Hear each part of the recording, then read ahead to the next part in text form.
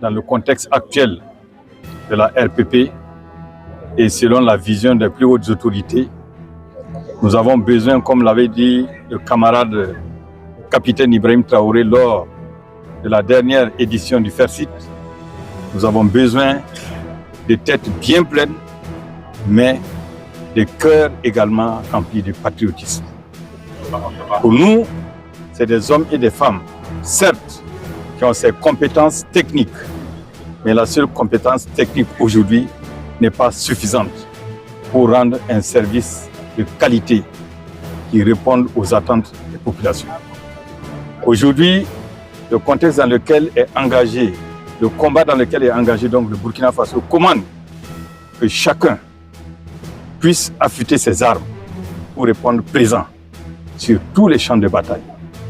Et pour nous, en décidant cette formation civique et patriotique au profit des enseignants-chercheurs et des chercheurs, c'était d'abord l'occasion de faire appel à l'humilité.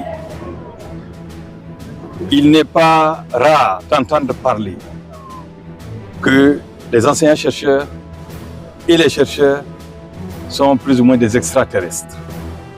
À travers cette formation, ils ont fait preuve d'humilité. Ils se sont soumis pour apprendre, mais aussi pour cultiver ce vivre ensemble entre eux. Nous rêvons que ces enseignants-chercheurs et ces chercheurs puissent transformer les esprits dans les différentes institutions d'enseignement supérieur, que ce soit public ou que ce soit privé. Pour nous, aujourd'hui, chacun d'eux devra être un motif de confiance lorsqu'il se retrouve dans une ISR. Parce que alliant parfaitement les connaissances techniques, mais aussi le savoir-vivre ensemble, mais également le patriotisme.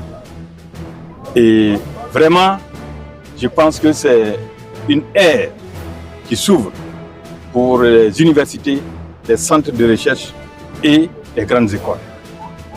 Dorénavant, je pense que c'est une expérience qui est concluante, de sorte que dorénavant, nous pouvons fonder l'espoir que tout recrutement d'enseignants-chercheurs, de chercheurs, absolument, il faudra passer par cette étape. Parce qu'aujourd'hui, comme je l'ai dit, les seules connaissances techniques sont insuffisantes.